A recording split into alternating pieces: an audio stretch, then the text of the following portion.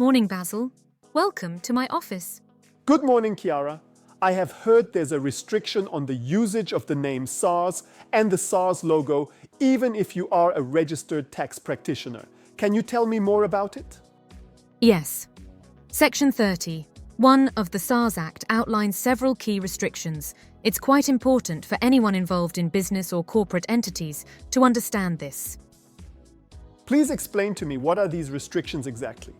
According to the section, no person is allowed to use the name or abbreviated name of SARS unlawfully, use any logo or design of SARS without authorization, or falsely represent any material as coming from SARS. So, if someone falsely claims that their documents or materials come from SARS, that's a violation? Absolutely. The section also prohibits using any name or description that suggests some association or connection with SARS without proper authorization. When people do this, they are creating the impression that they are associated with SARS. That's interesting. Does it cover domain names as well? Yes, it does. You cannot register or use a domain name that incorporates South African Revenue Service, SARS, or any of its subsidiaries' names or descriptions. Can you give me some examples of what we can do that will make us fall foul of this section? Sometimes people use the word SARS in their email address. For example, Jane is running a tax practice, and when setting up her email address, she used sars@taxadvisors.co.za or easyfile@taxadvisors.co.za. This is confusing to taxpayers as they think this is from SARS. They think the business is associated with SARS. Really?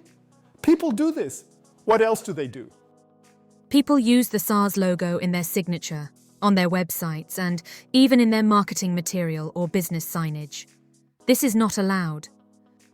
You may see that there are posters where a business is advertising that they can assist you to settle your tax debt with SARS, and they will use the SARS logo or another logo such as the e-filing logo in their poster.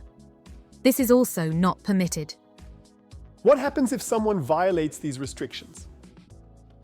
Anyone who contravenes these rules is guilty of an offence and, upon conviction, can be fined or imprisoned for up to 10 years, or both.